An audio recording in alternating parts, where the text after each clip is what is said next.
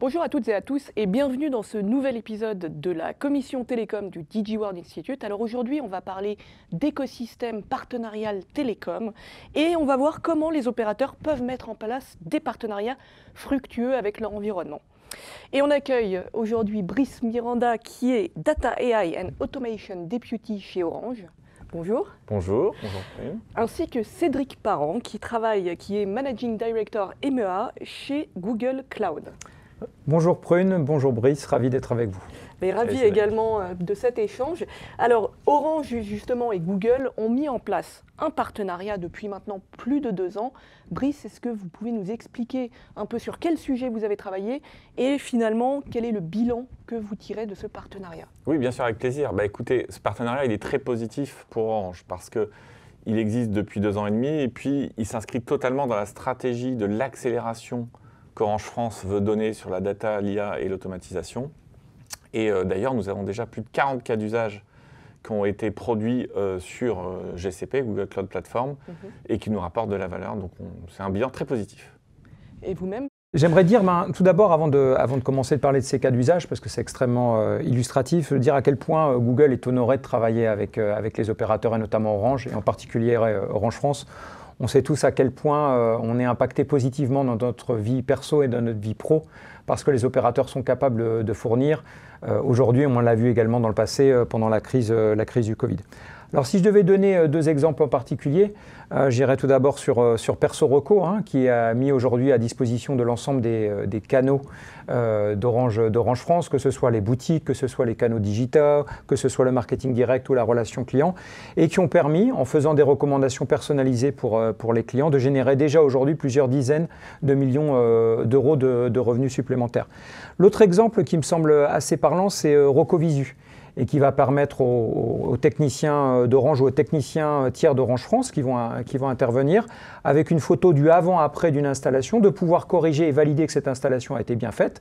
Donc un gain de temps sur le fait qu'on n'est pas obligé de revenir sur une installation et également un gain de qualité. Donc ça permet, avec une seule action, en faisant levier sur l'intelligence artificielle et la data, on le voit bien là avec une photo avant-après, d'avoir un gain de temps pour les techniciens d'Orange France, mais également un gain de temps pour la qualité de service qu'Orange France offre à ses clients. Ouais, c'est très intéressant parce que par exemple ce dernier cas d'usage, il a fait des petits. C'est-à-dire que l'enabler de reconnaissance visuelle nous a permis de développer d'autres cas d'usage, je vous en citer 2. Le premier par exemple c'est dommage réseau. Donc qu'est-ce que c'est dommage réseau? Nous avons des clients qui peuvent prendre des photos dans la rue de poteaux, de câbles endommagés et nous signaler un dommage réseau. Et nous utilisons l'intelligence artificielle qui va analyser ces photos et prioriser les interventions en fonction par exemple du critère de dangerosité pour l'être humain. Donc ça, c'est un premier exemple. Il y a un autre exemple également autour de la reconnaissance visuelle. Nous avons, lorsque nous déployons une antenne mobile ou lorsque nous la modifions, des obligations administratives auprès de l'ANFR pour les fréquences radio.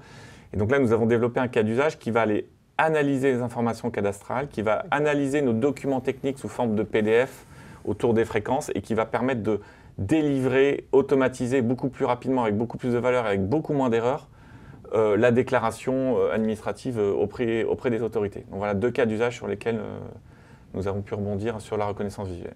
Ça fait finalement beaucoup de changements. Comment vous avez accompagné les collaborateurs de Orange pour cette transformation et notamment au travers de ce partenariat? Oui, effectivement, la transformation, la formation, l'accompagnement de nos collaborateurs, c'est essentiel pour réussir. Sinon, nous ne pouvons pas réussir. Donc nous avons beaucoup investi dans la formation, dans l'acculturation, afin que nos collaborateurs montent en compétence sur les technologies et notamment avec Google, afin de délivrer plus vite, plus efficacement. Je suis particulièrement impressionné moi par ce qu'a mis en place Orange France. Je crois qu'aujourd'hui il y a un peu plus de 1000 talents, 1000 collaborateurs d'Orange France qui ont été formés aux technologies de Google sur la data, l'IA.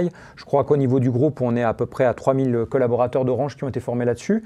Et avec le Generative AI et le travail qu'on fait avec les équipes de Brice, c'est appelé notamment à s'accélérer à tous les niveaux, y compris au niveau exécutif. Et donc on voit très bien à quel point cette appropriation des possibilités avec toute l'expertise, la connaissance, le métier, l'historique que peuvent avoir les collaborateurs d'Orange France notamment, avoir une acculturation extrêmement forte comme le programme qu'a mis en place Brice et ses équipes sur la connaissance de Google Cloud va permettre de continuer de développer des nouveaux usages. Et c'est qui va permettre à Orange de continuer d'être à la pointe de l'innovation telle qu'il l'est aujourd'hui.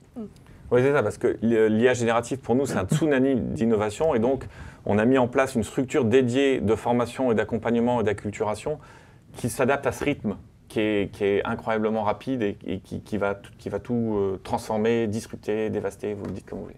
Oui. On a travaillé, nous aussi, effectivement, dans une autre commission sur Generative AI Oui, également. absolument. Et la question dans les réseaux, c'est comment la Generative AI, et également pour Orange, comment vous pouvez tirer parti de cette Generative AI? Oui, alors, nous, on voit les choses autour de deux aspects. Il y a la Generative AI pour nos clients et celle qui est plutôt orientée autour de nos collaborateurs. Donc, pour nos clients, on va citer un infobot qui est déjà en ligne sur le site orange.fr et qui va assister de façon beaucoup plus intuitive, beaucoup plus qualitative nos clients que les bots d'ancienne génération. Et puis, on va aussi refondre l'ensemble de notre assistance technique pour mieux coller à notre tonalité de marque, pour être plus précis grâce à ces IA génératives. Donc ça, c'est la partie pour nos clients. Pour nos collaborateurs, notre logique, c'est d'assister nos métiers justement d'assistance, nos métiers de techniciens, nos métiers de développement, pour augmenter un petit peu les capacités de nos collaborateurs. Je pense que l'idée, comme vient de l'illustrer Brice, c'est de pouvoir donner un peu des super pouvoirs aux collaborateurs. Des super pouvoirs pour augmenter leur impact, mais également améliorer leur qualité de travail. Je vais vous donner un exemple. Moi, hier, on utilise beaucoup de Generative AI au sein de Google. Notamment, j'utilise beaucoup de Duet AI. J'avais besoin de 2 heures, ce qu'on appelle de focus, pour réfléchir. Il y a l'important et il y a l'urgent. Et quelquefois, il ne faut jamais oublier l'important. J'avais besoin de 2 heures de réflexion. On a une équipe qui est extrêmement vivante et qui a quelquefois tendance à générer énormément d'emails ou d'IM. Et pendant que j'étais en train de réfléchir avec l'équipe sur un sujet, j'ai reçu plus d'une centaine d'IM sur un sujet.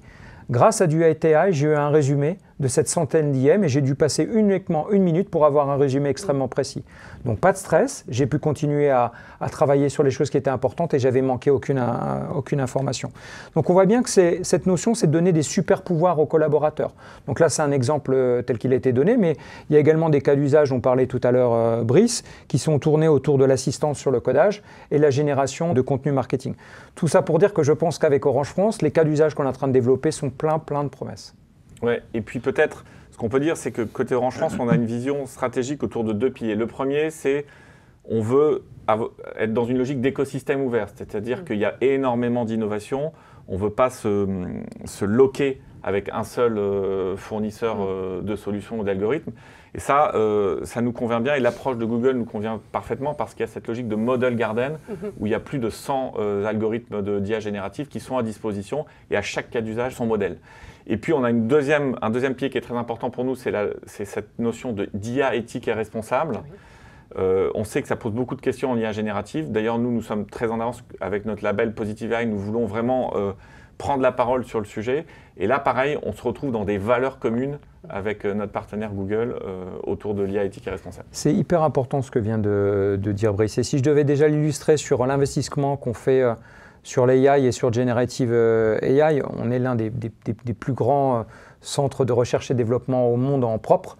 On a plusieurs milliers de chercheurs en propre qui travaillent sur l'IA et tout le monde connaît DeepMind notamment. Et si je regarde aujourd'hui les services de Google qui sont, on va dire, empower, excusez-moi de l'anglicisme, par les services d'intelligence artificielle que nous avons développés, on a 18 lignes de produits qui utilisent notre intelligence artificielle et qui gèrent plus de 500 millions d'utilisateurs par jour. On a 9 lignes de produits à plus d'1 milliard d'utilisateurs et on a 5 lignes de produits qui tous les jours sont utilisés par 2 milliards d'utilisateurs. Donc depuis le départ, dans tout ce qu'on a fait, on fête notre 25e anniversaire, Google cette année, la partie éthique a toujours été au cœur, fait partie de l'ADN. L'ouverture également, il suffit de voir Android, il suffit de voir ce qu'on a fait sur Kubernetes, ou même le modèle Transformers qu'on a open source depuis 2017, ça a toujours été au cœur de nos préoccupations. Et pour ça qu'on est extrêmement fiers de travailler avec Orange France, qui est un leader sur le sujet, et on aimerait s'inscrire dans cette dynamique de l'initiative Positive AI. C'est quelque chose d'important pour Google. Merci beaucoup à tous les deux pour cet échange. Merci, un bel exemple de partenariat. Merci Brice. Merci beaucoup. Merci beaucoup.